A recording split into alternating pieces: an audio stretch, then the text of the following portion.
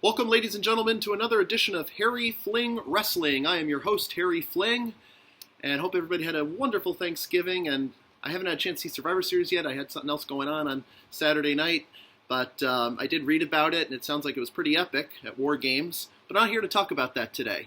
I'm here to rewrite one more Survivor Series. I wanted to do this before, but I didn't get the chance to do it, so it's late, but that's okay. As you can hear, my voice is back, so happy to report. Drinking lots of tea, ginger, lemon, honey tea. So you got to control I need to control myself next time I'm at a WWE event. I scream so loud I lose it, and it was only exacerbated by the fact that I had a cold, so that certainly didn't help matters. Today we're going to rewrite Survivor Series 2003, and that was one of the better Survivor Series in the Ruthless Aggression era.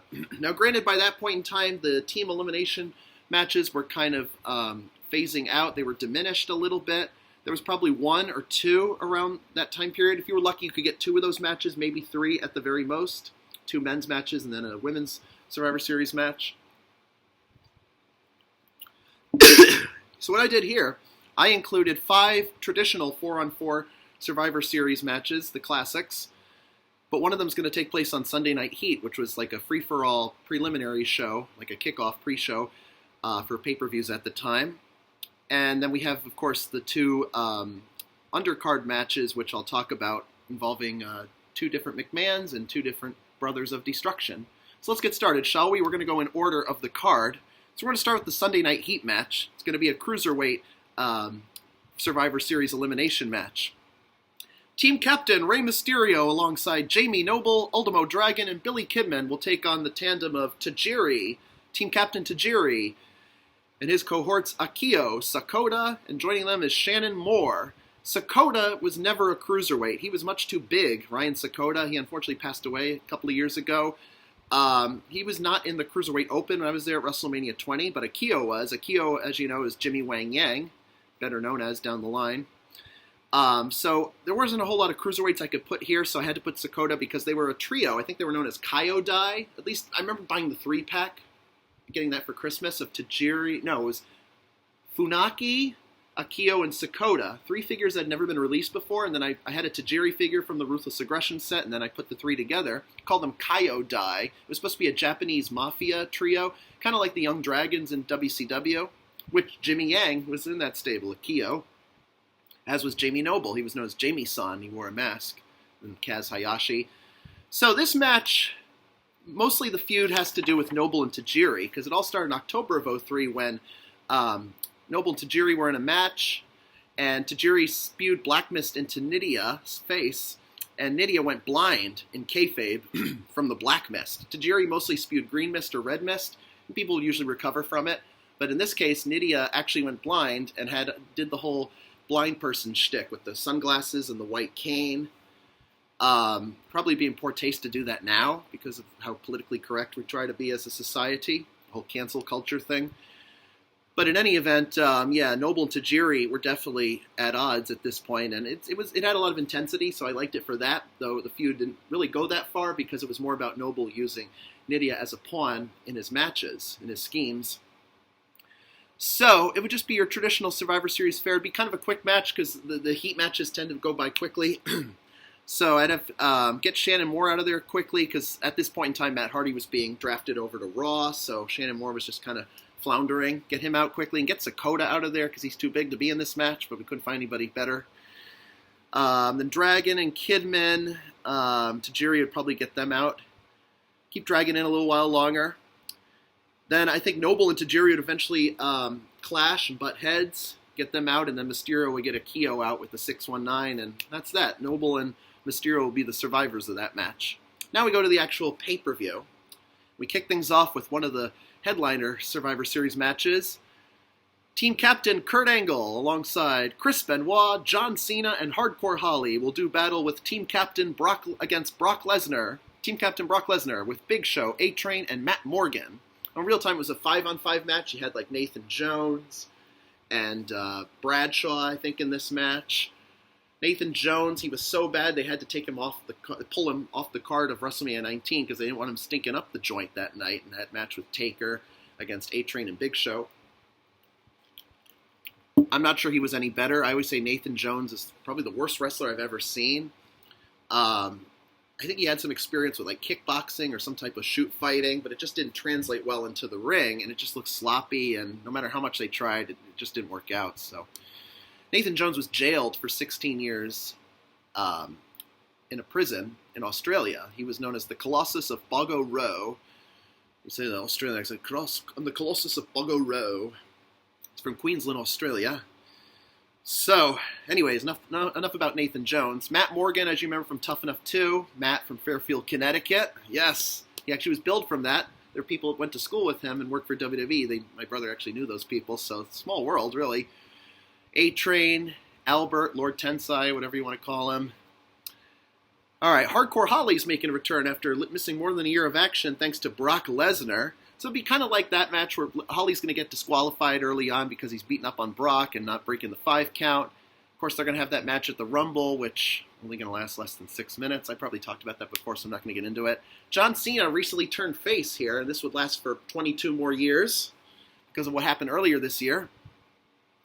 Then Chris Benoit was really on the rise. His stock was rising as far as popularity goes and being a potential new world champ. Kurt Angle was doing great as a face, but I like him so much better as a heel, honestly. He can play both well, but the heel, he's full force, full throttle when he's in his heel persona. So Angle and Lesnar had been feuding for the WWE Championship pretty much all year long. WrestleMania 19, they main evented Mania that year. That was Kurt Angle's only main event WrestleMania to date. Well, he's pretty much retired now, so I don't think he's going to main event any more WrestleManias in the years to come. So I would have the survivors. Soul means one, so we got to get that word out of there if we're talking about more than one. Let's be correct here. There would be 2 survivors in this match, that being Chris Benoit and John Cena. Benoit would make Lesnar tap out, and that will help him get over. Because remember, that actually happened in real time, making the WWE Champion tap out. Ah! And then the crowd chanted, "You tapped out! You tapped out!" It led to that awesome WWE title match on SmackDown, December 4th, 2003. Sadly, Chris Benoit lost consciousness in that match, and it had to be stopped, and Brock retained the belt. And Benoit was passed out from I think Brock tried to do the crossface or something. I don't remember. I haven't seen that match in a long time, but I just remember it being great because, 2 great athletes. What are you going to get? What do you get?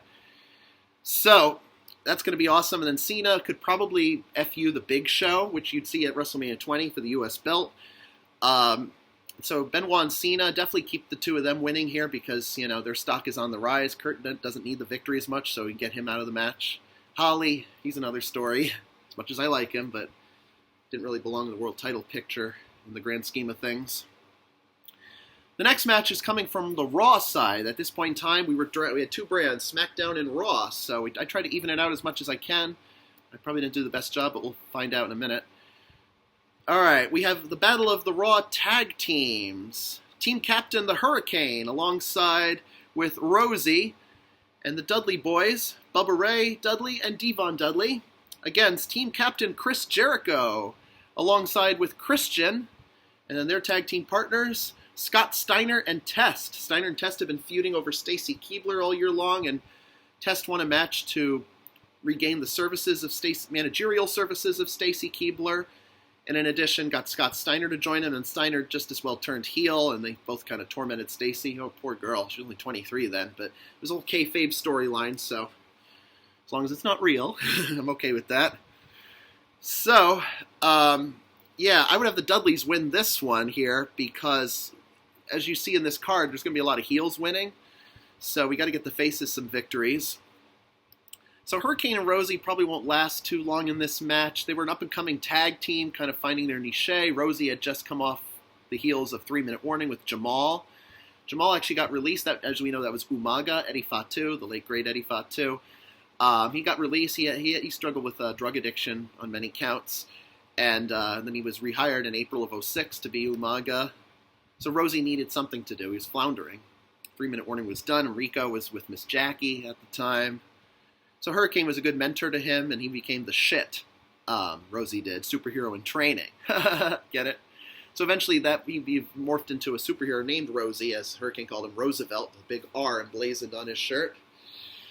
Then the Dudleys, they were doing great, holding the tag team division together because there wasn't much of a tag team division in the Ruthless Aggression era. Vince McMahon was not big on tag teams at this time like he was in the 80s, late 80s, early 90s.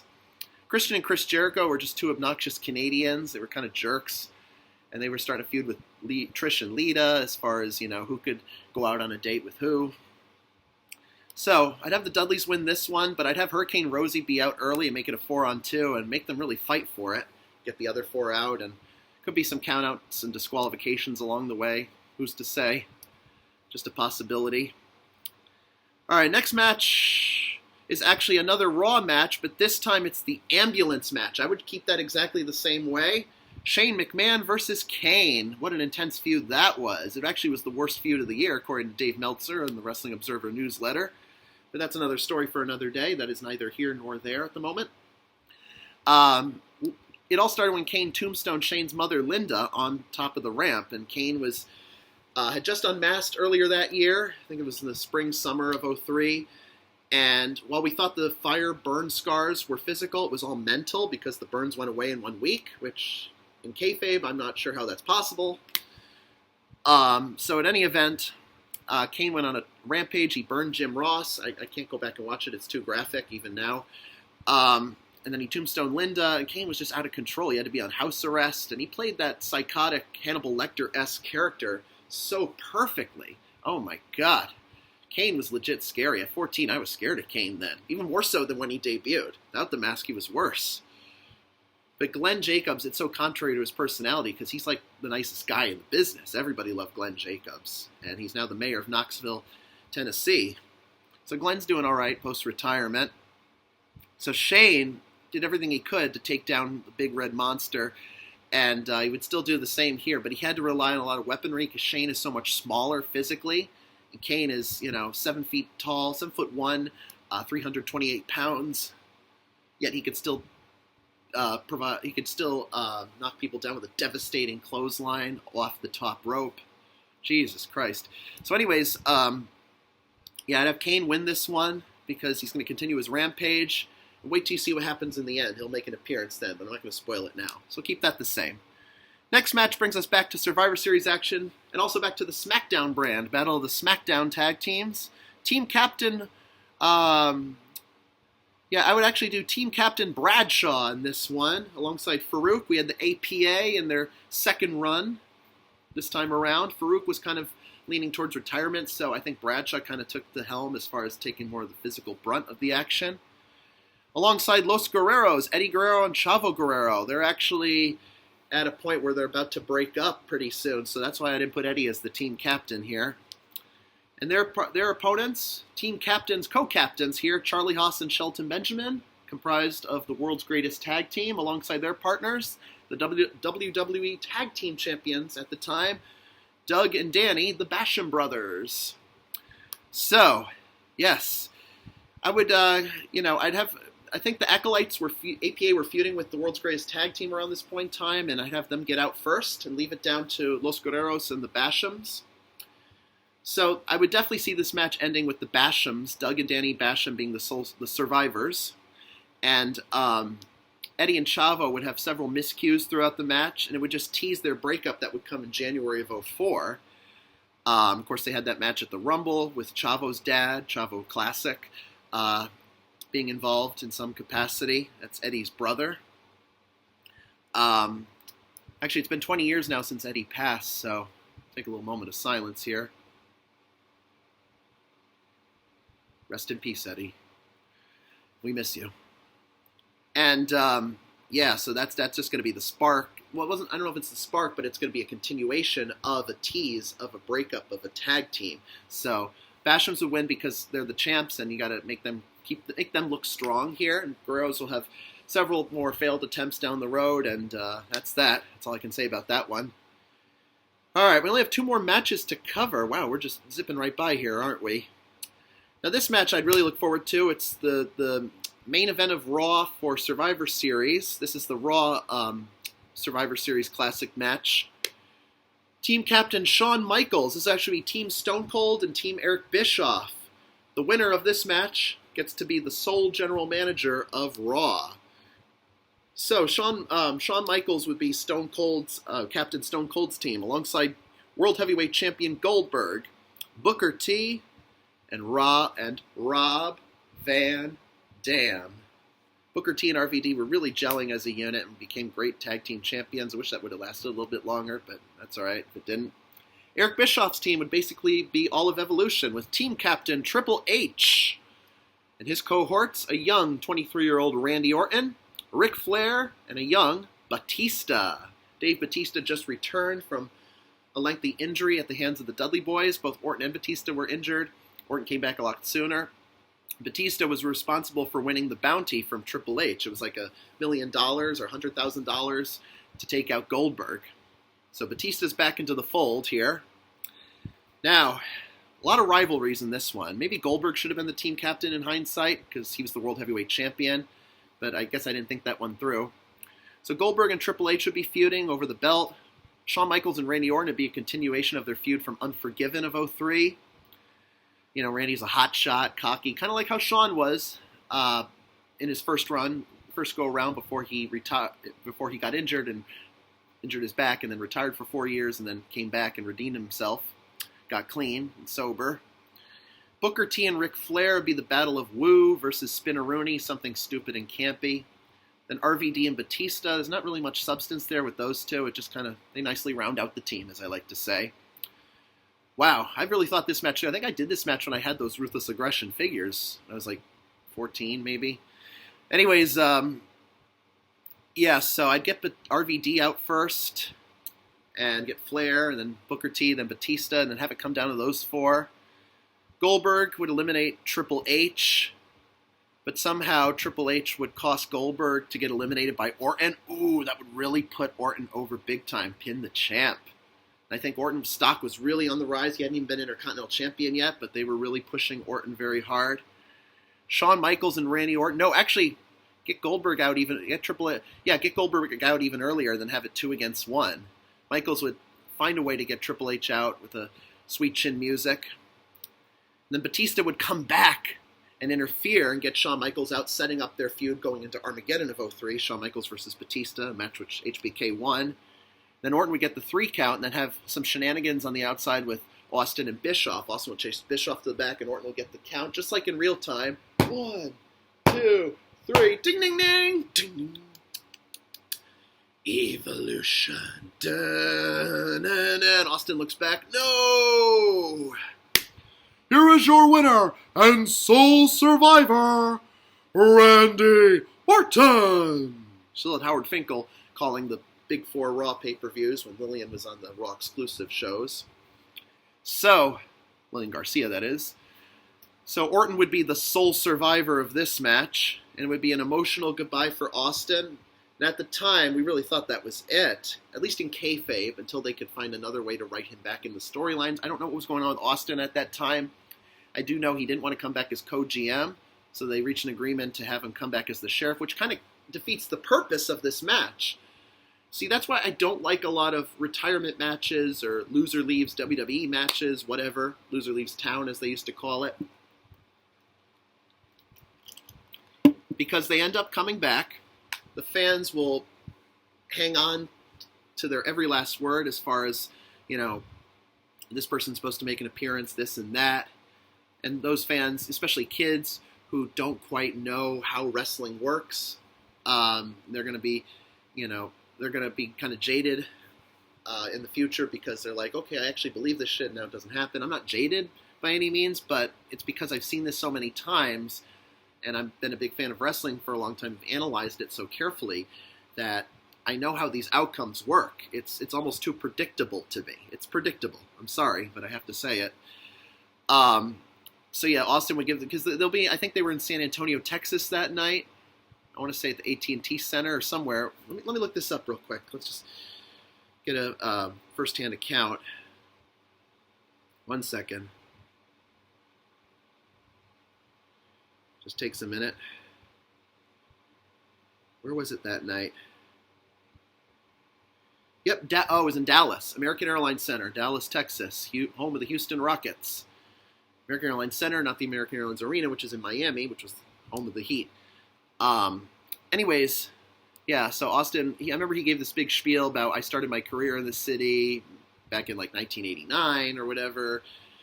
Then Bischoff and Coach came out. Jonathan Coachman was like Bischoff's, um, apprentice, assistant, whatever you want to call him. And he was singing Steams. Na na na na, na na na na, hey hey hey, goodbye. And actually had security, developmental wrestlers, try to escort Austin out of the ring and consequently out of the arena. And Austin wasn't having any of it, so he could stunner them. And there was this ruling that Linda McMahon put in place before she got tombstoned by Kane. Stone Cold cannot put his hands on any superstar unless he's been physically provoked, even so much as tapping him on the shoulder. Physically provoked. Physically provoked means someone, initiates contact as far as throwing a punch at you or slapping you in the face or whatever. But, it didn't matter anymore. He's lost. He's out. So he didn't give a fuck, and then he just did his little beer-swilling shtick. Yeah, that would be that. And that leaves us time for one more match, we're going to end the night.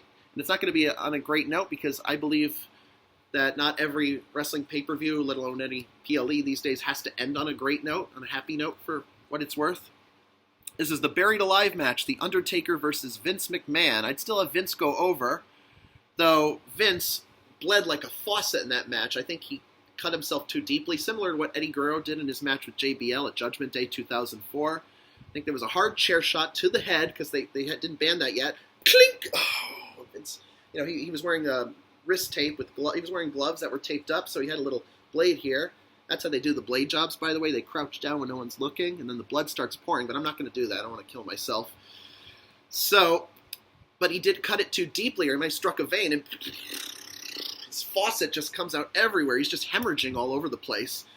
But, Vince was such a dick. He's a dick, though, in real life, I think. So I've been led to believe, and more we hear about McMahon, Vince, that is. And I just loved it. Taker was just bludgeoning him, and Vince deserved it. He got what was fucking coming to him. I don't kayfabe or not. He fucking got what was coming to him. But then, a twist in the storyline would be that Kane interferes. So, as Undertaker's getting ready to throw Vince into the grave site, into his grave, and pour the dirt on him, burst of pyro goes off, and there's Kane. He attacks Undertaker, drags Vince out from the grave, from being buried 6 feet under, throws Taker in it, starts the crane, and then dumps all that dirt onto Taker. And there's a little switch underneath that grave. There's like a little button. It's like a mini escape room, if you will, a little trap door. So Taker's able to get out without the crowd seeing him. But he'd stay under until at least they went off the air, until enough people cleared out of the arena. And it would just end on a silent and somber note. Kane holding the dirt, laughing maniacally. McMahon too. Oh my God, what's happened here? What does this mean for Undertaker and Kane? Copyright at the bottom of the screen. Circa copyright 2003, and that's it. And we fade to black. So that's the way I would rewrite Survivor Series 2003. Let me know your thoughts, see what you think.